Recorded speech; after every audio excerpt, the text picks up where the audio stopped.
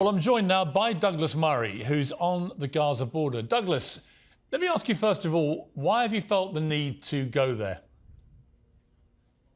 Well, I've covered every Israeli conflict since the 2006 Lebanon war. I've covered lots of other conflicts as well, and this one is obviously an incredibly important conflict. It's one that is going to be crucial not just for Israel but for the region, and I like to see these things firsthand, as you know, Piers. I do, and I've read your stuff for many years about these kind of conflicts. Let me ask you, what's your feeling on the ground there? I know you've been with some of the IDF. What is your feeling about the motivation for this war from the Israeli side? Is it revenge? Is it something different? What are you picking up? Well, it's not revenge. I mean, I think the most obvious thing is I spent part of today at the kibbutz of near Oz. This is a kibbutz right down the road from here by the Gaza border, where there are about 400 residents.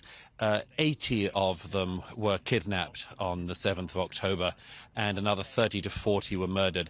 And I went through the remains of their houses, saw all the blood-spattered walls, and went through the charred remains of that village, that community.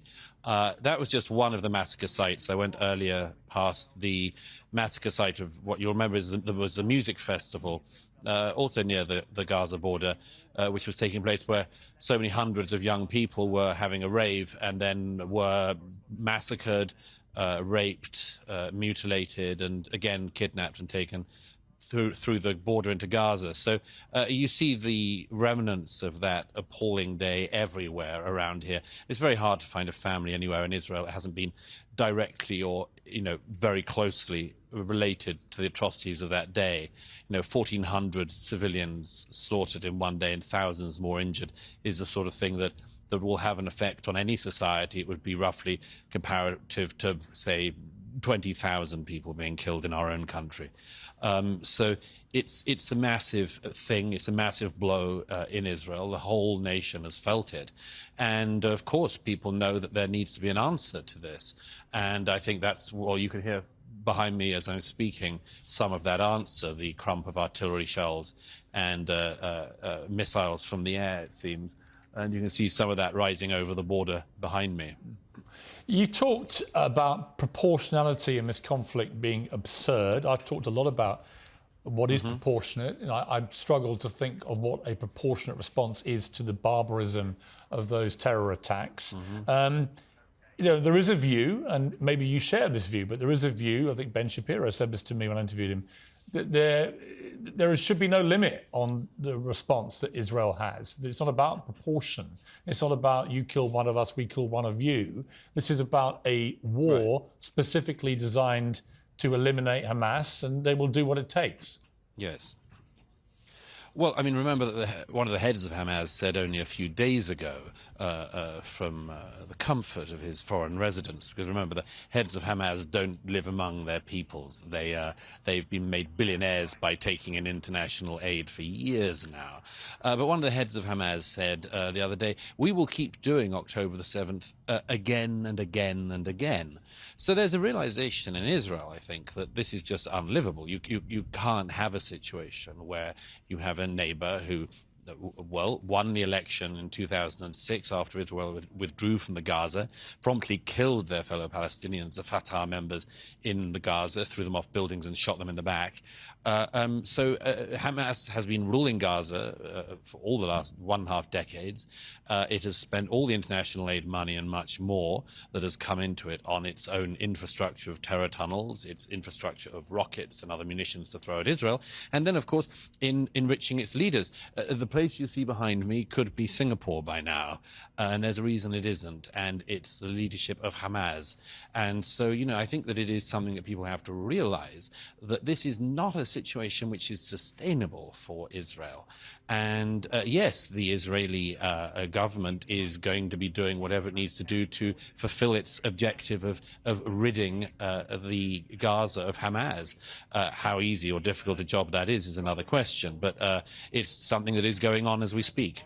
But in terms of the moral quandary which I've been feeling, and it's not about Israel wanting to eliminate Hamas, I completely agree with that mission statement. And certainly there's no chance of any peace when you have a terror group in charge of Gaza in the way that they've now completely established themselves to be, with no limits and just a desire to eradicate Israel and as many Jewish people as they can kill. So just park that to one side. I concur with the mission statement. But it is incredibly difficult, just on a human level, to see, because we know the civilian population in Gaza is half children, to see the sheer numbers of kids who are being killed by the Israeli onslaught that's come back against Hamas. What do you feel about that on a human level? What should we all be feeling about that? The first thing is, should those deaths really be attributed to the Israeli side? We saw the other day the BBC and other media reported that the people who were lying dead on the street on one of the main routes through Gaza was alleged to be a massacre carried out by Israelis. It turned out it wasn't the case at all. It was Hamas massacring Palestinians fleeing south, as the Israelis had recommended they do. So the question, in a way, that you ask, I would say there's an answer to, which is who exactly is responsible for these deaths? If you do, as Hamas does, decide to build bunkers and put rockets on them and then put hospitals on top of them, who exactly is responsible for that? Is it the Israelis and their response, or is it Hamas for doing that?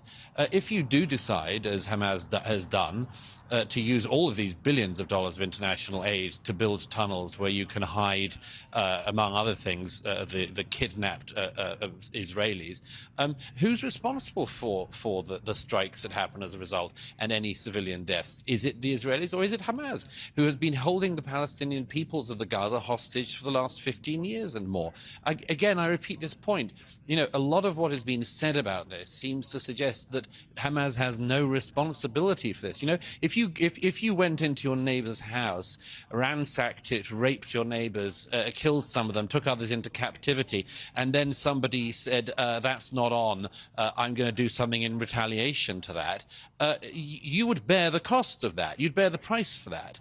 The Israelis have the right to respond to such an atrocity. And I'm rather surprised, or at least I'm not surprised in a way, I'm disappointed as ever by the number of commentators in the UK and elsewhere who always use times like this to say things like, we've got to you know, this is a time for judicious voices, this is a time for calm and much more.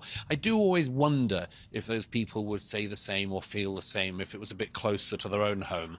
You know, if it wasn't a kibbutz down the road, like the one I was in earlier that had been attacked, but you know, village after village in the south of England, I don't think we'd be hearing those same voices.